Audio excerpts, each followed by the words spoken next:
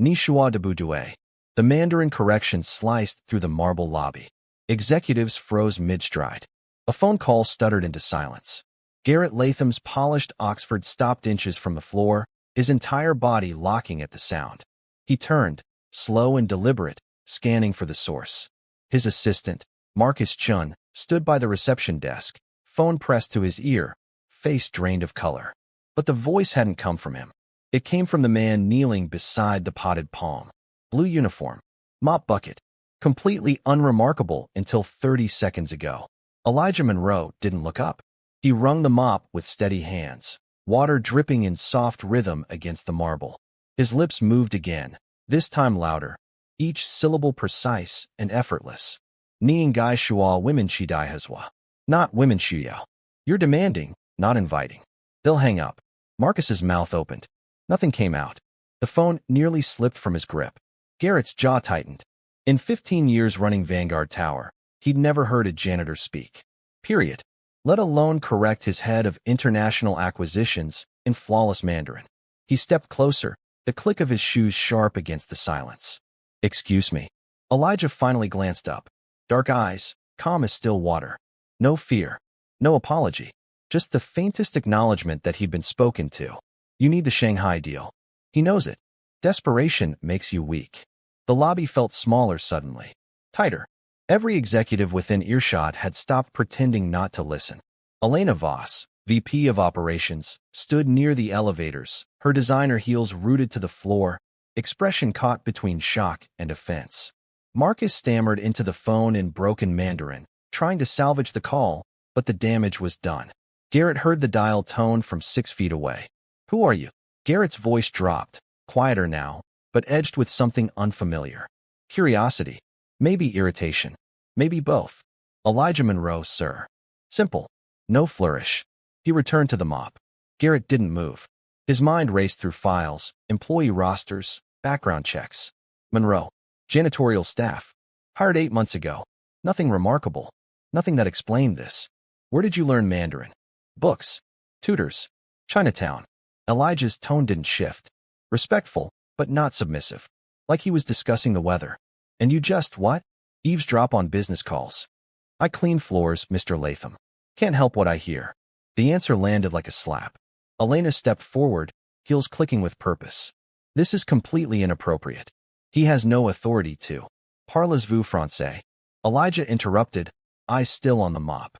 His French flowed smoother than Elena's Italian leather bag cost. Her face went red. She spoke 4 languages, prided herself on it, built half her career on European clients. And this man, this janitor, had just matched her without breaking stride. Garrett held up a hand, silencing her. His pulse quickened, not from anger, but from something he hadn't felt in years. The thrill of discovering something unexpected, something valuable. How many languages do you speak? Elijah paused, looked up again. This time, something flickered behind his eyes. Not pride. Something older. Survival. 9. The number hung in the air like a grenade with the pin pulled. Garrett's mind recalibrated. 9 languages. Fluent enough to correct native speakers. Hidden behind a mop for 8 months. He thought of the deals they'd lost, the translators they'd overpaid, the cultural missteps that cost millions. And this man had been here. Watching. Listening. Invisible. Hi, friend. Before we continue the story, kindly tell us where are you watching from? And hit that subscribe button now for you to get more. And I have something new for you tomorrow. Stay tuned. Thanks, let's continue. Garrett crouched slightly, lowering himself to near eye level with Elijah. The gesture felt strange, almost humiliating, but he needed answers. Why are you cleaning floors? Elijah's grip on the mop tightened. Just slightly. Enough to notice. It's honest work. That's not an answer. It's the only one I've got. The silence stretched. Around them, the lobby had transformed into a theater. Every eye locked on the exchange. Phones forgotten. Meetings delayed. The impossible was happening in real time, and no one knew what came next. Garrett stood, smoothing his tie. His voice dropped to a tone reserved for boardrooms and billion-dollar decisions. My office. Tomorrow. 8 a.m. Elijah's expression didn't change. No relief. No excitement. Just the same steady calm. I start my shift at 6, sir. Then come at 6. Garrett turned and walked toward the elevators, his mind already 3 steps ahead. Behind him, the whispers started. Speculation, judgment, fear. By tomorrow, the entire building would know.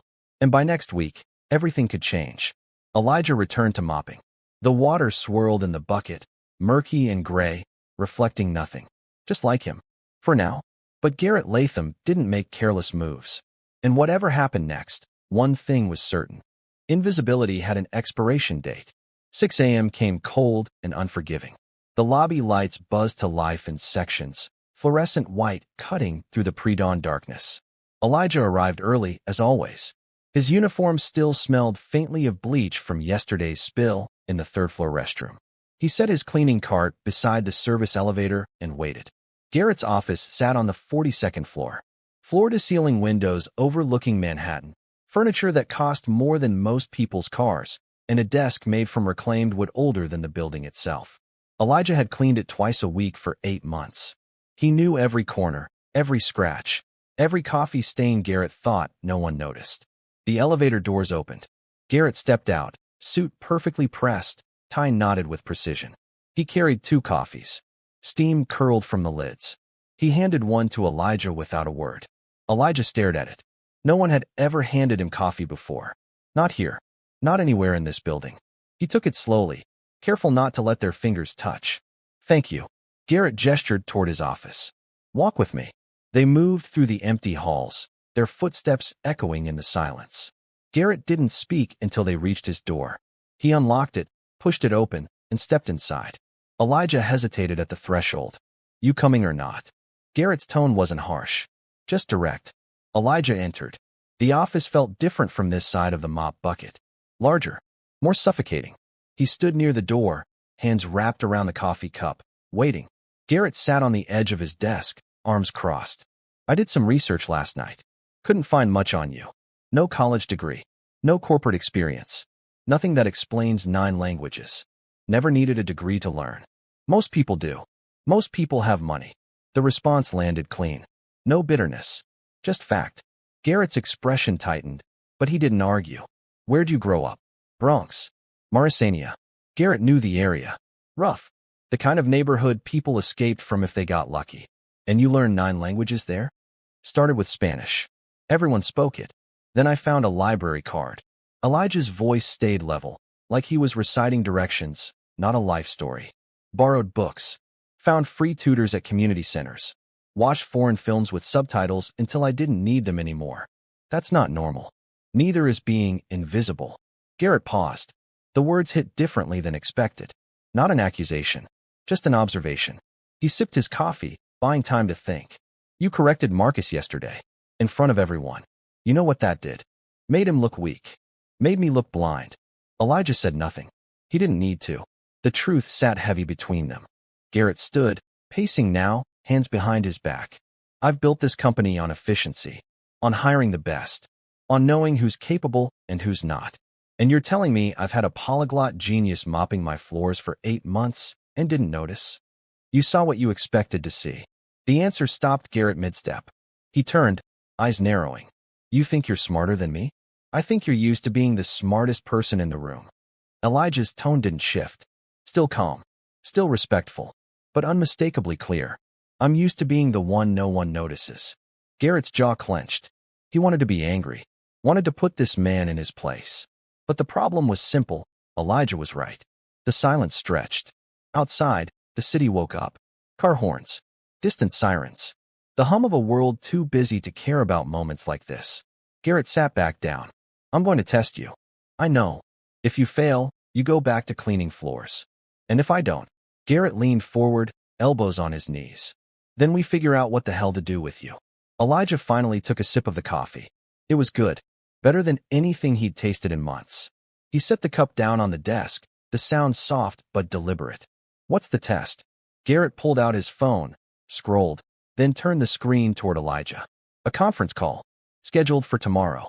Investors from Beijing, Paris, and Dubai. 3 languages.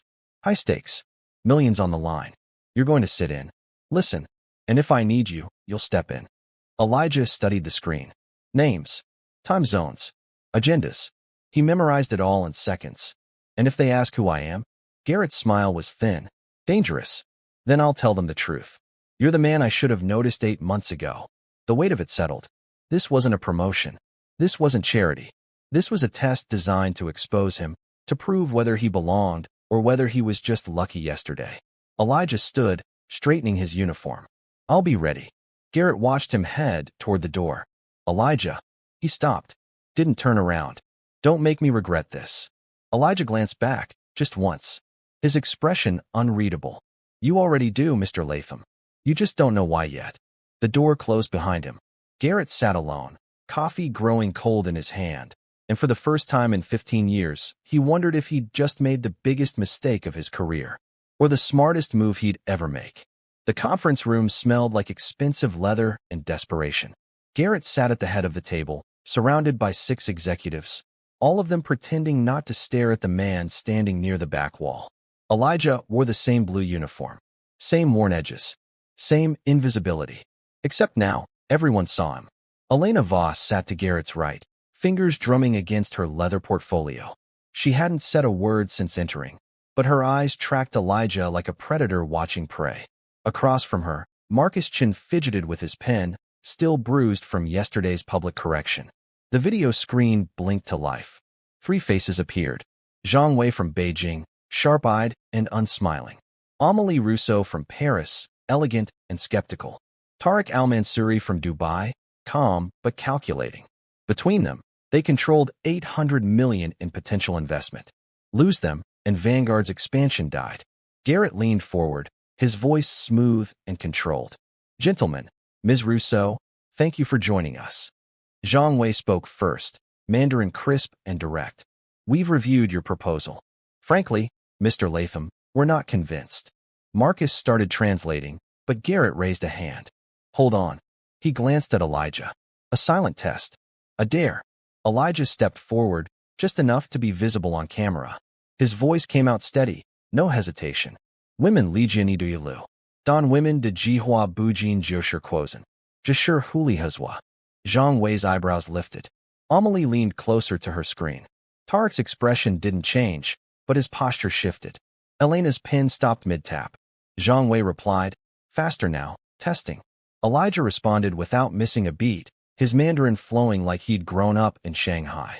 The conversation moved from skepticism to negotiation in under 2 minutes. Numbers. Timelines.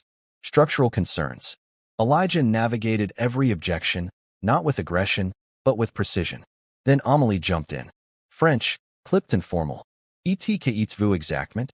Elijah switched languages like changing gears. Je m'appelle Elijah Monroe. Je travaille avec M. Latham pour assurer que cette collaboration soit bénéfique pour tous les parties. Her skepticism softened. Just slightly. Enough to matter. Tariq spoke next, Arabic rolling smooth and low. Elijah answered in kind, his accent flawless, his phrasing respectful but confident. Within minutes, the 3 investors were no longer questioning Vanguard's competence. They were engaged. Intrigued. Garrett sat back, arms crossed, watching. He hadn't spoken in 10 minutes. Didn't need to. Elijah was running the call. Marcus looked like he'd swallowed glass.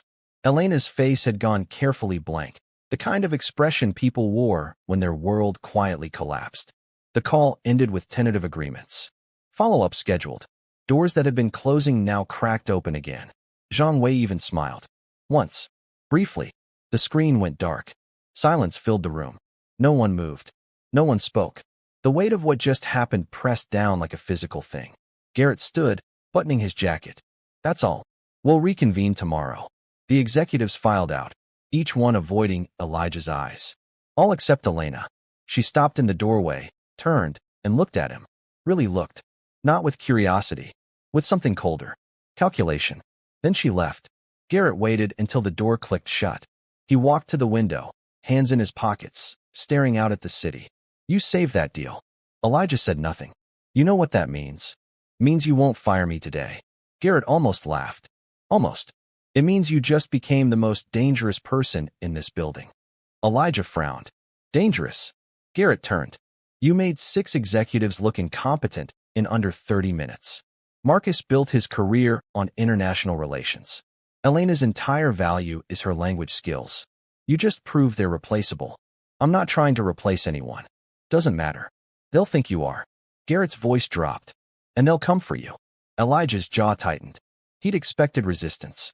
But hearing it confirmed felt different. Heavier. What do you want me to do? Garrett studied him. This man who'd spent 8 months invisible, who'd learned 9 languages out of necessity, who'd walked into a boardroom in a janitor's uniform and commanded a room full of millionaires. He saw something in Elijah that scared him, not because of what he was, because of what he represented. Proof that Garrett had been wrong. About talent, about worth, about who mattered. I want you to keep doing exactly what you're doing. Garrett's voice was quiet now, almost gentle, and I want you to be ready for what happens next. Elijah nodded once. He turned to leave. Elijah. He stopped. They're going to try to destroy you. You know that, right? Elijah looked back. His eyes held something Garrett hadn't seen before. Not anger. Not fear. Just certainty. Let them try. The door closed. Garrett stood alone, staring at the space where Elijah had been, and realized he'd just lit a fuse. He didn't know how long the burn would take, but the explosion was coming. And when it did, the whispers in Vanguard Tower would ever be the same. By 3 p.m., they were everywhere. Break rooms, bathrooms, elevator rides. The janitor speaks 9 languages. The janitor saved the Shanghai deal. The janitor made Marcus Chen look like an idiot. Elijah heard none of it. He was on the 37th floor, scrubbing coffee stains out of carpet, while 2 analysts argued over market projections 3 feet away. They didn't lower their voices, didn't acknowledge his presence. He might as well have been furniture. But in Garrett's office, the rebellion was already forming. Elena Voss sat across from Marcus Chun, her expression carved from ice. This is insane. You're really going to let him get away with this? Marcus stared at his hands. What do you want me to do? He was right. I screwed up the translation. So you're just going to roll over? Elena leaned forward, voice sharp. He's a janitor, Marcus. He cleans toilets. And now Garrett's parading him around like some kind of what? Secret weapon. Maybe he is. Elena's eyes narrowed. You're pathetic. Marcus flinched, but didn't argue. He knew she was right. Not about Elijah. About him. He'd built his entire career on being the language guy. The cultural bridge. And in one conversation, Elijah had made him obsolete. Elena stood, smoothing her skirt. I'm not letting this go. Garrett's making a mistake, and someone needs to remind him what loyalty looks like. She left before Marcus could respond. He sat alone, staring at the wall, feeling the ground shift beneath him.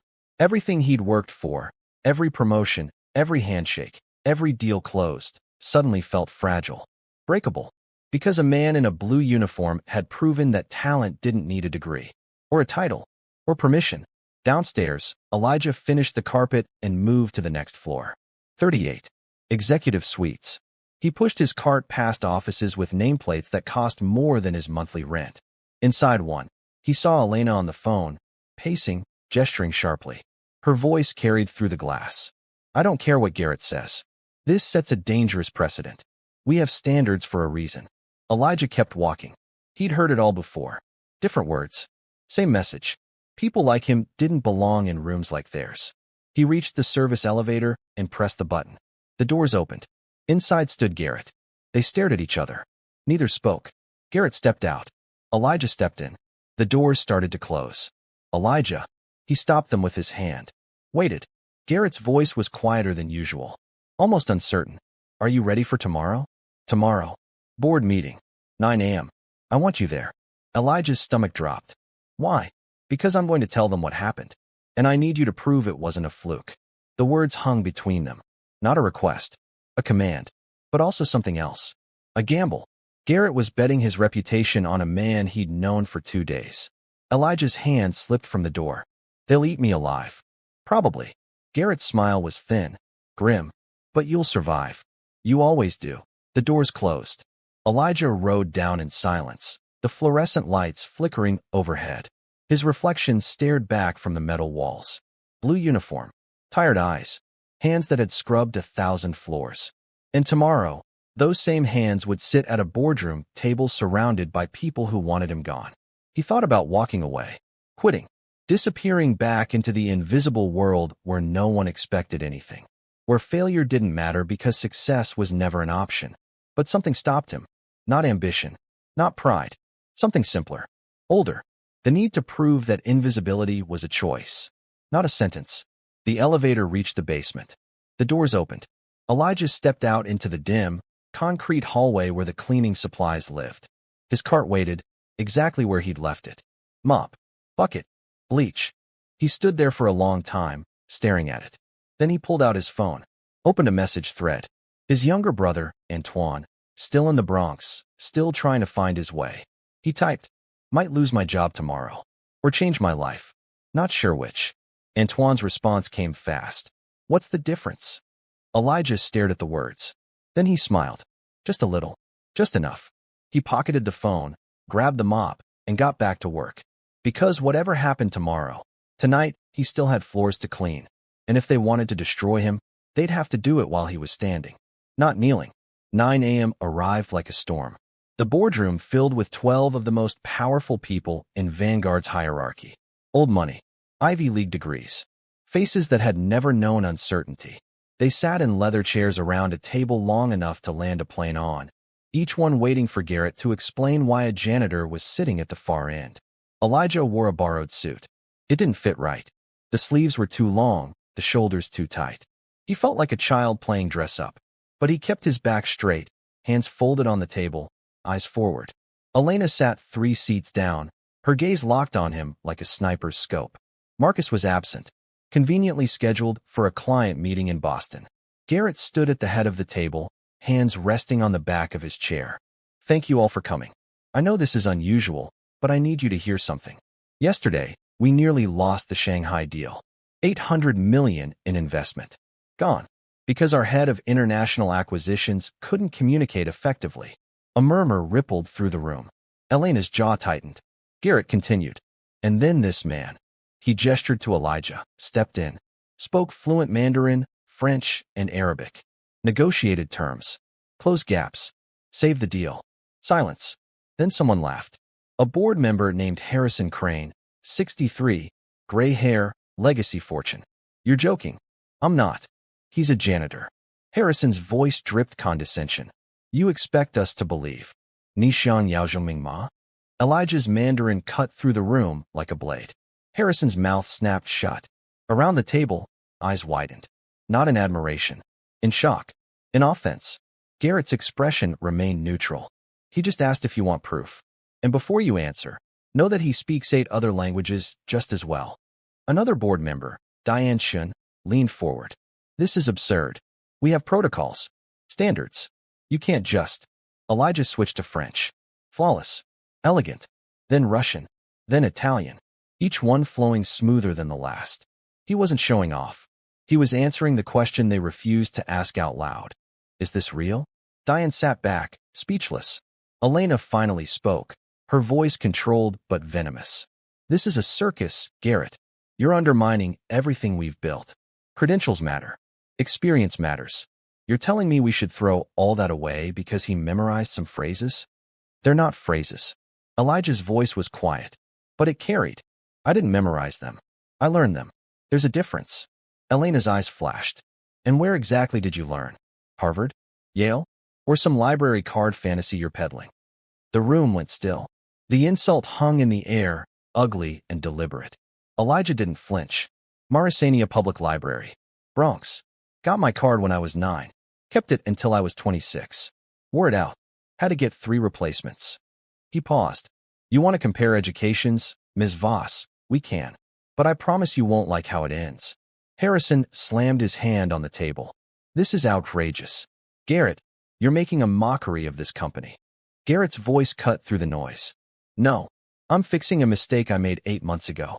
I hired him to clean floors because I assumed that's all he was capable of. I was wrong. And if you're honest with yourselves, you're wrong too. So what's your plan?" Diane's tone was icy. "Promote him? Give him Marcus's job?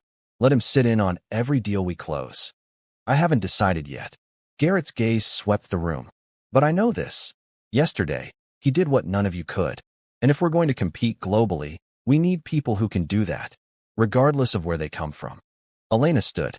"Then you've lost your mind. And I won't be part of it." She walked out. The door slammed behind her.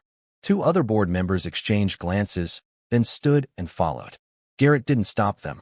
The remaining board members sat in stunned silence. Finally, Harrison spoke, his voice quieter now.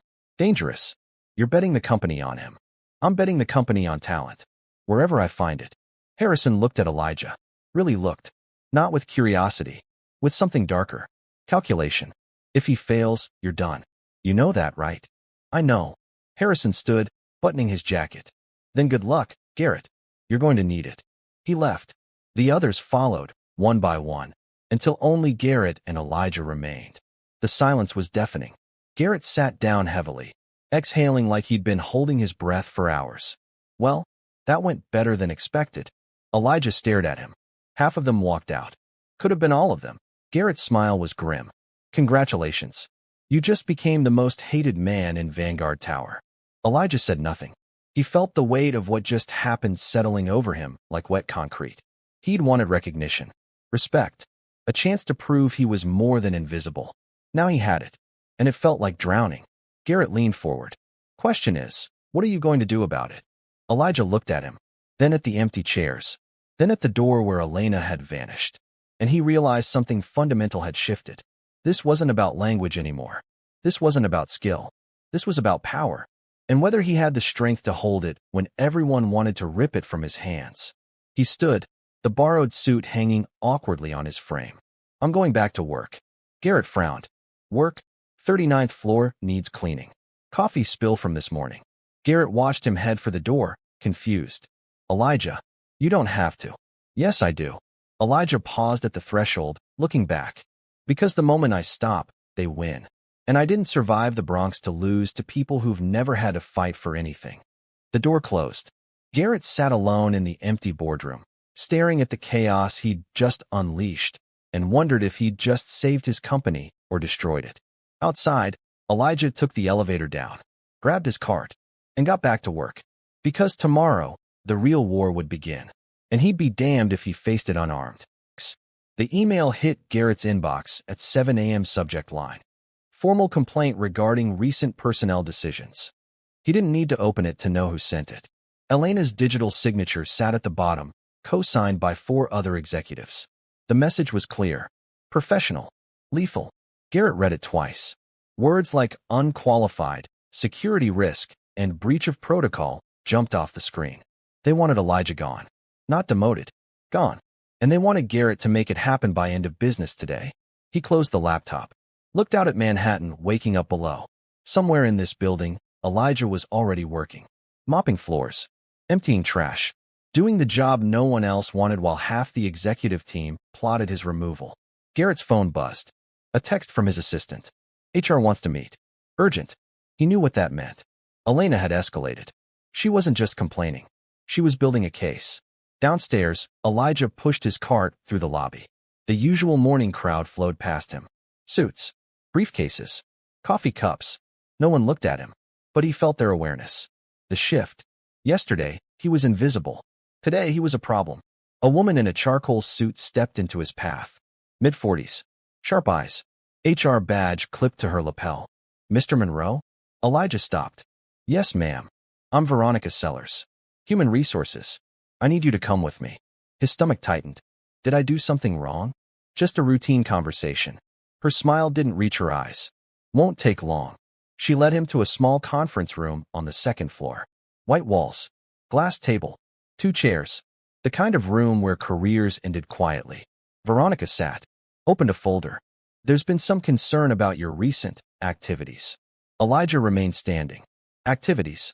Specifically, your involvement in executive meetings. Conference calls.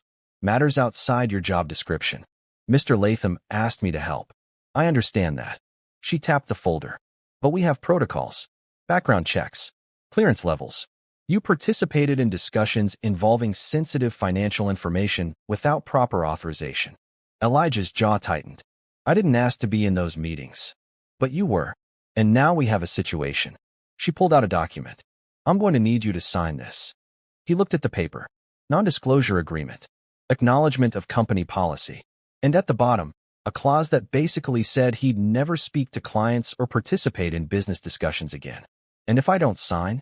Veronica's expression didn't change. Then we'll have to reevaluate your position here. The threat hung in the air. Clear. Simple. Sign this, or lose your job. Elijah stared at the document. Every instinct screamed at him to walk away, to refuse. But he thought about Antoine, about the rent he barely covered, about how hard it was to find work when you had no degree and a Bronx address. He reached for the pen. The door opened. Garrett stepped in. Veronica stood immediately. Mr. Latham. I wasn't expecting. What's going on here? Just addressing some compliance issues with Mr. Monroe. Garrett's eyes dropped to the document. He read it in seconds. His expression darkened. Who authorized this? It's standard procedure when an employee. I asked who authorized it. Veronica hesitated. Ms. Voss raised concerns. Several executives supported her. I'm just following protocol. Garrett picked up the document, tore it in half, then in half again. He dropped the pieces on the table. There's your protocol. Veronica's face went pale. Sir, with all due respect, Elijah works for me. Any decisions regarding his employment go through me. Are we clear? She swallowed, nodded. Garrett turned to Elijah. Come on. They left together. Veronica sat alone, staring at the torn paper, already composing the email she'd have to send to Elena. In the elevator, neither man spoke. The tension was thick enough to choke on. Finally, Elijah broke the silence. You didn't have to do that. Yes, I did. They're going to make your life hell. Garrett smiled. Grim. Tired. They already are. The elevator stopped on the 42nd floor. Garrett stepped out. Elijah followed. Inside Garrett's office, the CEO closed the door, locked it. He walked to his desk, poured 2 glasses of whiskey, and handed one to Elijah. It's 8 a.m., Elijah said. I know. They drank in silence. Garrett set his glass down. They want you gone. Elena's building a coalition. By tomorrow, half the board will be demanding your termination. Then let me go. No. Why not? Elijah's voice rose. I'm a janitor. You're risking everything for what's right. Garrett's tone cut through the room. I've spent 15 years building this company, making decisions based on resumes and pedigrees, and who went to the right schools. And you know what I've learned? Most of it's garbage. Half these people got their jobs because their parents made a phone call. They've never had to fight for anything, never had to prove themselves outside a system designed to protect them. He pointed at Elijah. You taught yourself 9 languages. You survived a neighborhood that eats people alive. You walked into a boardroom and negotiated an $800 million deal in 3 languages without breaking a sweat. And now they want you gone because you don't have the right credentials. Elijah said nothing. He'd never heard anyone defend him like this. Ever. Garrett sat on the edge of his desk. I'm not doing this for you. I'm doing this because if I let them win, I'm admitting that everything I built is a lie. That merit doesn't matter. That talent only counts if it comes with the right packaging. What if they're right? Elijah's voice was barely a whisper. What if I don't belong here? Garrett looked at him. Really looked. Do you believe that? Elijah wanted to say yes. Wanted to retreat back into invisibility where it was safe, where expectations were low and disappointment was impossible. But he thought about Zhang Wei's smile, about Amelie's grudging respect, about the way Tarek had leaned forward when Elijah spoke Arabic, like he was finally hearing someone who understood. No, Elijah said. I don't. Garrett nodded. Then neither do I. The phone on Garrett's desk buzzed. He ignored it. It buzzed again. And again. Finally, he picked up. Listened. His expression hardened. When? A pause. I'll be right there. He hung up. Looked at Elijah. Emergency board meeting. 1 hour. They're calling for a vote of no confidence. Elijah's blood went cold. In you? In both of us. Garrett's smile was sharp. Dangerous. They want to remove me as CEO and terminate your employment in one motion. Can they do that? If they have the votes, yes. The room felt smaller, colder. Elijah realized this wasn't just about him anymore. Garrett had tied his entire career to a janitor he'd known for 3 days. I'm sorry, Elijah said. Don't be. Garrett straightened his tie. Just be ready. Because in 1 hour, we're going to walk into that boardroom and prove them all wrong. How? Garrett's eyes gleamed.